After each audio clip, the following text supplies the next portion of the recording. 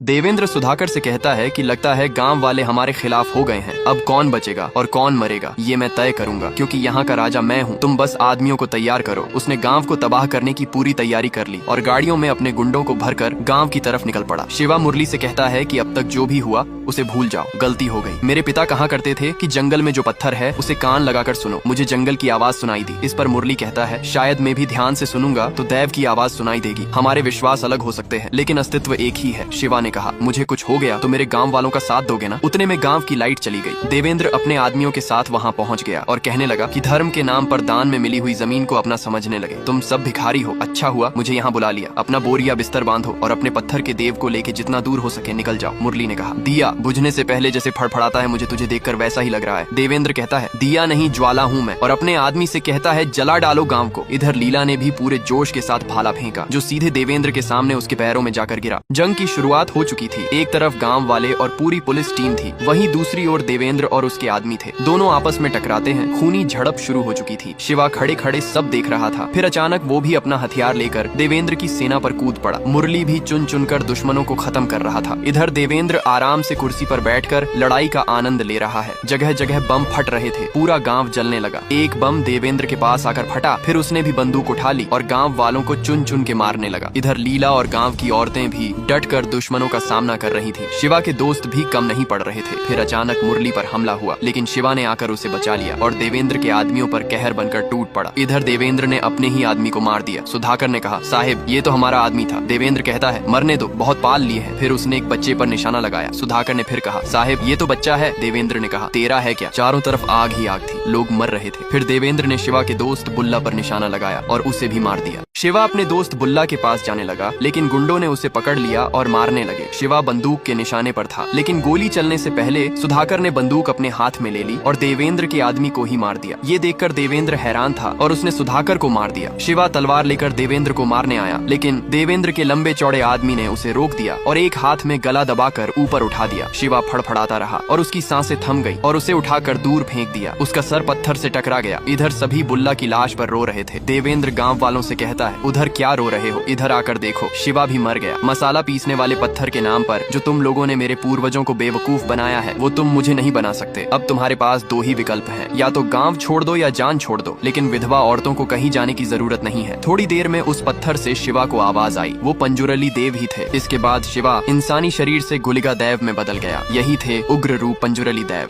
देवेंद्र के आदमी शिवा को मारने गए जो इस समय उग्र रूप गुलिगा थे। देव ने सभी को तिनके की तरह उछाल दिया। उनके सामने उनका प्रिय भोजन लाई को रख दिया। वे उसे बड़े चाव से खा रहे थे और नृत्य भी कर रहे थे। देवेंद्र कुछ समझ नहीं पा रहा था। तभी उसके लंबे चौड़े आदमी ने फिर शिवा को गर्दन पकड़कर उठा लिया लेकिन वो तो देव थे। उसकी भी मौत आई थी और देव ने उसका सर घुमाकर उसे मार डाला। फिर पंजुरली देव के पास जाकर तलवार उठाई और देवेंद्र के पास चले गए। वो कुछ बोलने ही वाला था तभी देव ने कहा, भगवान वराह मूर्ति की पवित्र भूमि पर तुमने अत्याचार करने का अधिकार तुमने खो दिया है। मेरे प्रभु पंजुरली देव भले ही तुम्हें माफ कर दें लेकिन मैं नहीं करूंगा। मैं इस मिट्टी को अपना खून अर्पित करके इसकी धार्मिकता को बरकरार रखूंगा। देवेंद्र ने विरोध करना चाहा लेकिन तब तक गुलिगा देव ने उसका खेल खत्म कर दिया। अगले दृश्य में शिवा कोला कर रहा है और लीला गर्भवती है। शिवा मनमोहक नृत्य कर रहा है। मुरली भी वहाँ मौजूद है। देव उसे बुलाते हैं और उसका धन्यवाद करते हैं गाँव वालों का साथ देने के लिए और जंगल में उसी जगह गायब हो गए जहाँ शिवा के पिता गायब हुए थे।